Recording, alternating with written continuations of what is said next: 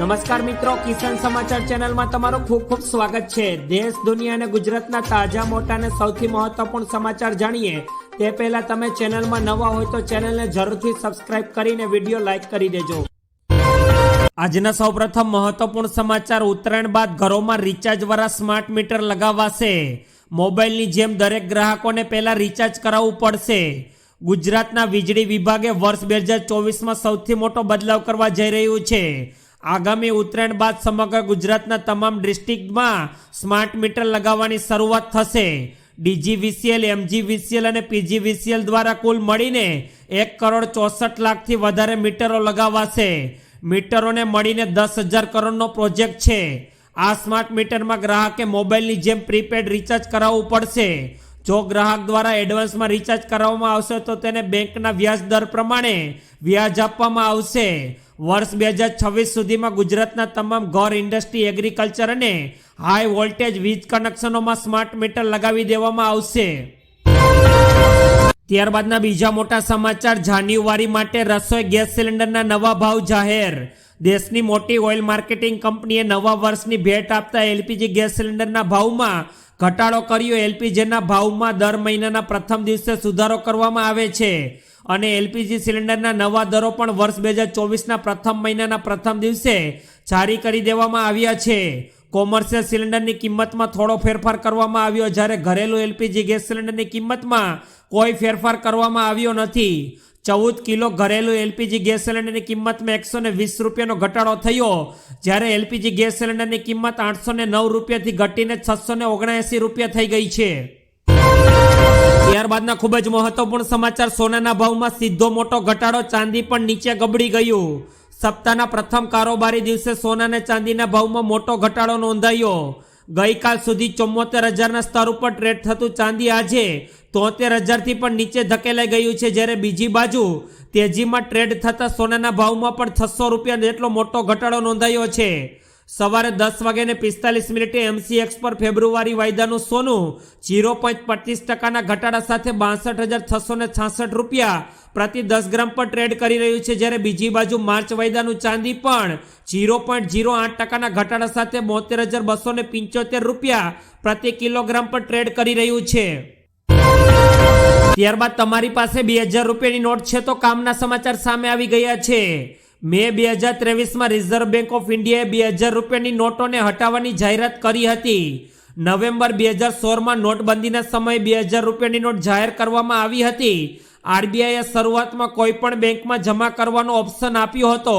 તેની માટેની છેલ્લી તારીખ 30 સપ્ટેમ્બર 2023 નક્કી કરવામાં આવી હતી। જો તમારી પાસે હજુ પણ 2,000 રૂપિયાની નોટ છે તો તમે આરબીઆઈમાં સરળતાથી જમા કરાવી શકો છો। આરબીઆઈએ કહ્યું છે કે 2,000 રૂપિયાની નોટ પોસ્ટ ઓફિસમાં જઈને પણ પરત કરી શકાશે। ત્યારબાદના સૌથી અગત્યપૂર્ણ સમાચાર। રામ મંદિર બનાવવા કેટલો થયો ખર્ચ, હવે ટ્રસ્ટના ખાતામાં કેટલા કરોડ બચ્યા, સામે આવ્યા આંકડા। અયોધ્યામાં બની રહેલ રામ મંદિરની પ્રાણ પ્રતિષ્ઠાનો કાર્યક્રમ 22 જાન્યુઆરીના રોજ થવા જઈ રહ્યો છે। આ પહેલા તેને લઈને લોકોમાં જબરદસ્ત ઉત્સાહનો માહોલ જોવા મળી રહ્યો છે।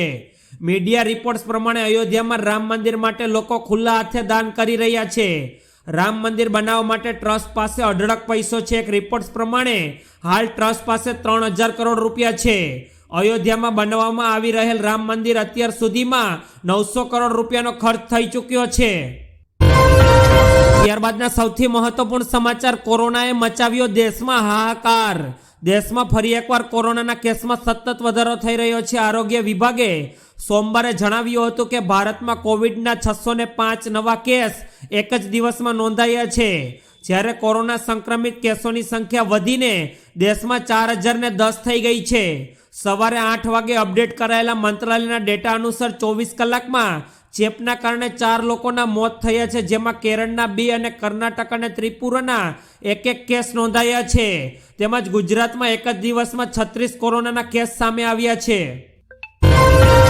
ત્યારબાદના સૌથી મહત્વપૂર્ણ સમાચાર। રાજકોટમાં ઉત્તરાયણ પહેલા પતંગની દોરી બની ઘાતક, બાઇક સવાર ગંભીર ઇજાગ્રસ્ત। મકર સંક્રાંતિ નજદીક આવી રહી છે, ત્યારે ઉત્તરાયણની રાહ જોતા પતંગ રસિકોએ ઉત્તરાયણ પહેલા જ પતંગ ચગાવવાનું શરૂ કરી દીધું છે। ત્યારે રાજકોટમાં આવેલ જસદણ બાબરા હાઈવે પર એક બાઇક સવારને પતંગની દોરી વાગવાની ઘટના સામે આવી છે, જેમાં એક બાઇક સવાર જસદણ બાબરા હાઈવે પરથી પસાર થઈ રહ્યો હતો ત્યારે અચાનક પતંગની દોરી મોઢા ઉપર આવી જતા બાઇક સવારના ગળામાં ઈજા થઈ હતી અને બાઇક સવારનો કાન પણ કપાઈ ગયો હતો। ત્યારબાદના ખૂબ જ મહત્વપૂર્ણ સમાચાર, રાજ્યમાં આજે અને આવતીકાલે માવઠાની આગાહી। આ જગ્યાએ થશે ફરી વરસાદ।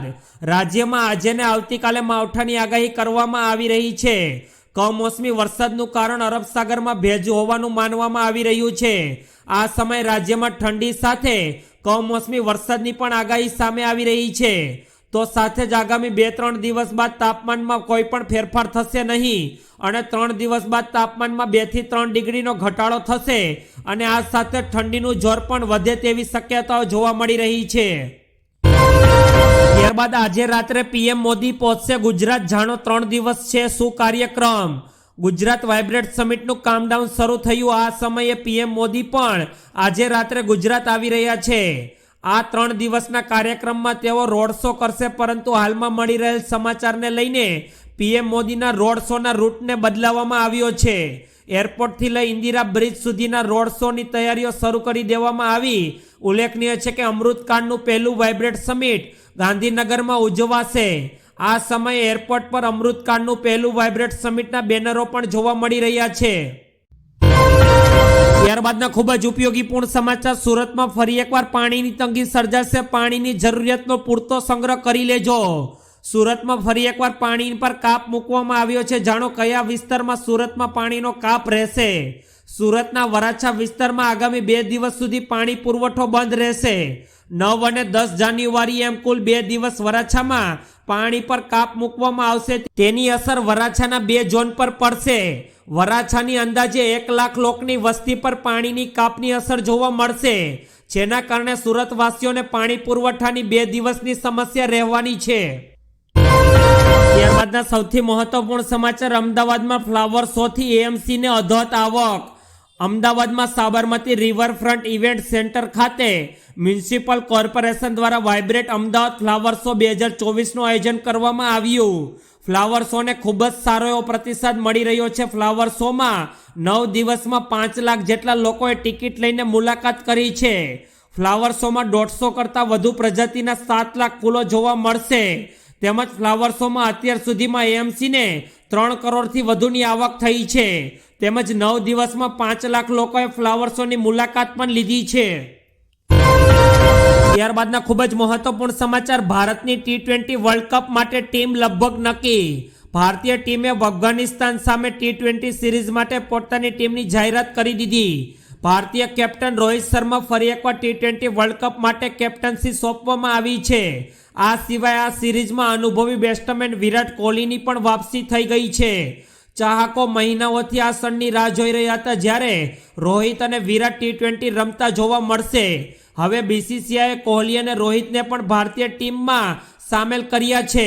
બીજી તરફ ઘણા સ્ટાર ખેલાડીઓને ટીમમાંથી બહાર કરી દેવામાં આવ્યા છે। ત્યારબાદના ખૂબ જ મોટા સમાચાર, જગતગુરુ રામભદ્રાચાર્યને લઈને સામે આવી રહ્યા છે। અયોધ્યામાં રામલલ્લા બિરાજમાન થાય તે પહેલા જગતગુરુ રામભદ્રાચાર્યનું મોટું નિવેદન સામે આવ્યું। તેઓ સાથે વાતચીત કરતા તેઓએ કહ્યું કે જો ભારતમાં રહેવું હોય તો જય શ્રી રામ બોલવું પડશે। જય શ્રી રામ ન બોલનાર લોકો રાવણ સમાન છે અને રામનું અપમાન કરનારને જગતગુરુએ ટકોર કરી હતી। તેઓએ કહ્યું કે રામનું અપમાન કરનાર રાવણનો નાશ થાય છે અને ઘરે ઘરે દિવાળી બનાવો, રામ આવી રહ્યા છે। રામને વખોડનારના અનેક સવાલનો એક જ જવાબ છે, તે છે જય શ્રી રામ। ત્યારબાદના સૌથી ઉપયોગીપૂર્ણ સમાચાર, ફક્ત 1 લાખમાં સોલર પેનલ બનાવતી ગુજરાતી કંપનીનો આવી રહ્યો છે આઈપીઓ। ખાલી પૈસા માટે બારદાન તૈયાર રાખજો। આ કંપનીનું નામ ઓસ્ટ્રેલિયન પ્રીમિયમ સોલાર લિમિટેડ છે। કંપનીની ઓફિસ અને ઉત્પાદન એકમ સાબરકાંઠાના ગુજરાતમાં સ્થાપિત થયેલ છે। આ કંપની રોકાણકારો પાસેથી લગભગ 28 કરોડ રૂપિયાની માંગ કરવા માટે શેર બજારમાં આવી રહી છે।